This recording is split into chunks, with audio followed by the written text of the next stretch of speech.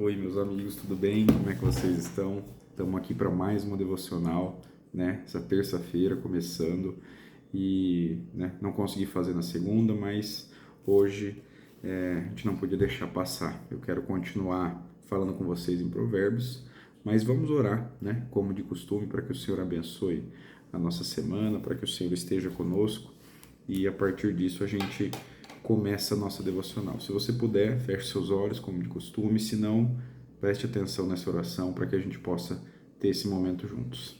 Senhor Jesus, nós estamos aqui, Senhor, diante da Tua palavra, Senhor, queremos ser instruídos por ela, Senhor, queremos uma palavra para a nossa semana, Senhor. Nós sabemos que a Tua palavra é rica, é viva, é eficaz, e nós pedimos, Senhor, que ela vá de encontro, Senhor, aquilo, Senhor, que há em nós, Senhor, não só daquilo que precisamos, Senhor, daquilo que achamos que precisamos, mas daquilo que realmente, Senhor, é necessidade em nós, Senhor.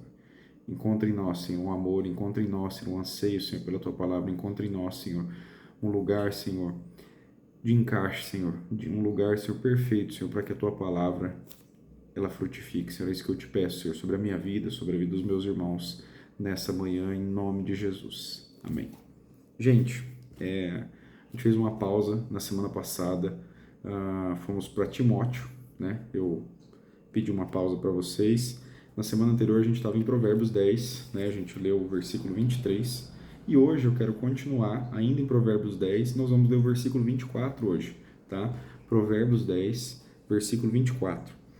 É simples, tá? O versículo, eles são praticamente 4 linhas, mas pequenas. E o versículo diz o seguinte. Então, Provérbios 10, versículo 24 diz assim: O que o ímpio teme lhe acontecerá.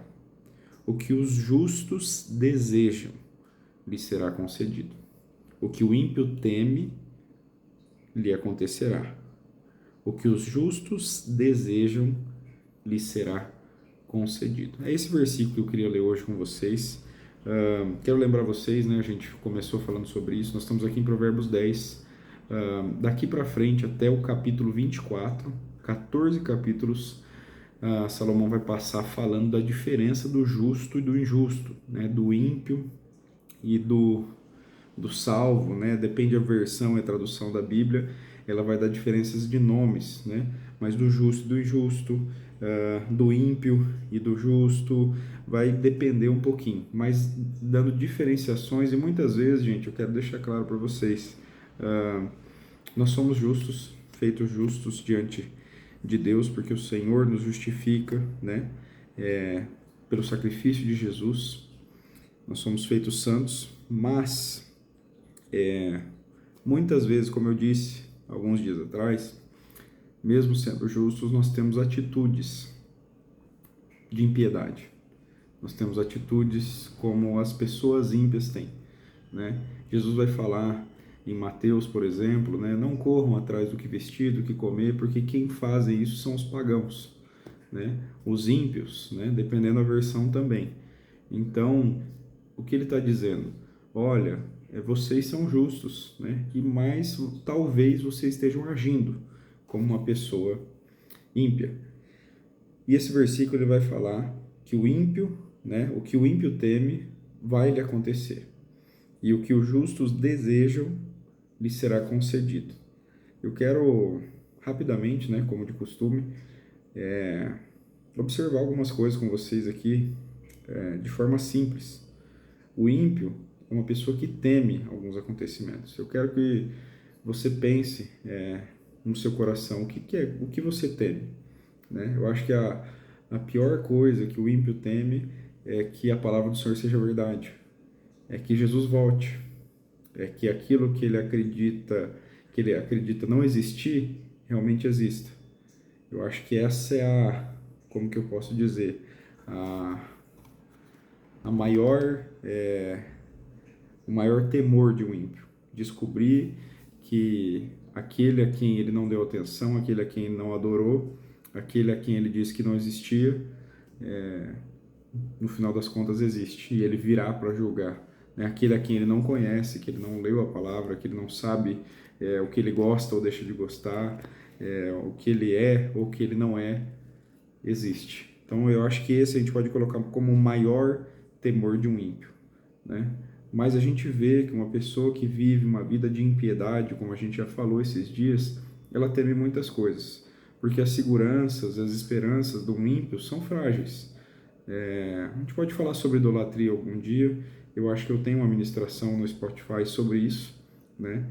Os dois caminhos, se eu não me engano, né? Eu não me lembro certinho o nome da mensagem, mas idolatria, como a gente sempre diz, é colocar nossa esperança, colocar nossa segurança em alguma coisa ou em alguém que é Deus para nós, né? Um ídolo. Mas o que a gente tem que entender? O Senhor, Ele é o nosso Deus. E não existe nenhuma coisa e nenhuma pessoa que possam e tenham poder o suficiente para tomar esse lugar, para ser o centro de toda a nossa confiança e de toda a nossa esperança. Mas, por conta disso, né, o ímpio, ele teme que a esperança dele esteja errada, por exemplo. Ele teme que a confiança dele, talvez, esteja no lugar errado. Qualquer coisa que abale essa, por exemplo, a confiança que um ímpio tem no dinheiro. Se essa estrutura for abalada, ela vai falar assim, meu Deus, será que vai tudo ruir, tudo que eu construí, tudo que eu busquei, tudo que eu quis, será que essas coisas elas vão desmoronar de forma tão rápida assim? Então, nós temos que prestar atenção sobre isso. Se nós não estamos agindo em algumas coisas com um temor ímpio no nosso coração, com um temor de que coisas realmente não é pequenas, assim, ao olhar humano, essas coisas são grandes, mas olhando para a eternidade, essas coisas realmente não são nada. Mas a gente muitas vezes vive uma vida se preocupando, né? Será que eu vou perder alguma coisa? Será que um dia eu vou perder minha casa, eu vou perder minha saúde, eu vou perder minha vida, eu vou perder os meus filhos, o meu esposo, a minha esposa, o meu emprego, a minha carreira? A gente vive realmente com temores,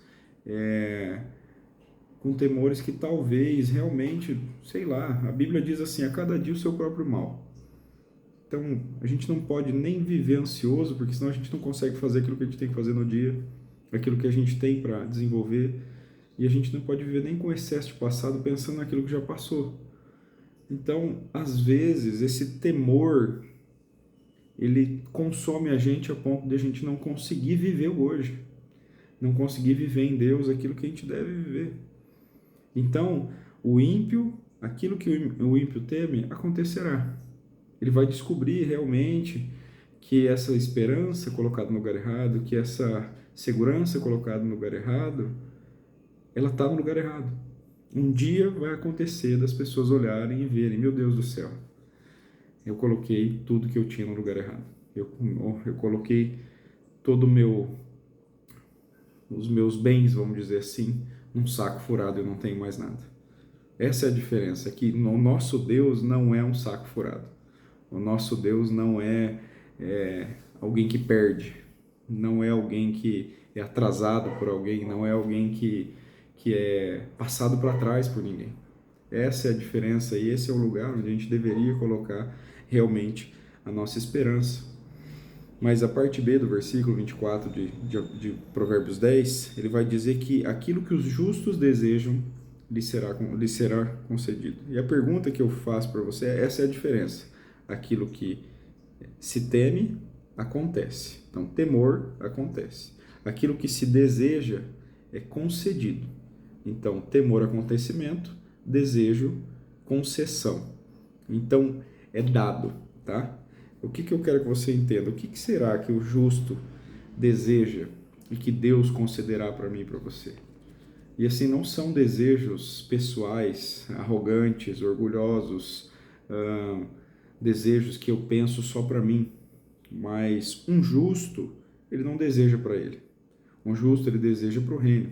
Um justo, ele deseja para as pessoas à sua volta, e não só da sua família, mas o justo, ele deseja justiça.